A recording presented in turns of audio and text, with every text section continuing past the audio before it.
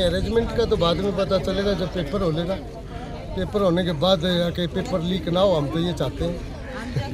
अभी यहाँ पर पुलिस भी है, सब कुछ है, तो सब स्मूथ चल रहा है अभी बहुत फिलहाल। अच्छा लग रहा है कि मतलब एक अच्छी सुरक्षा दे रखी है अब की बार।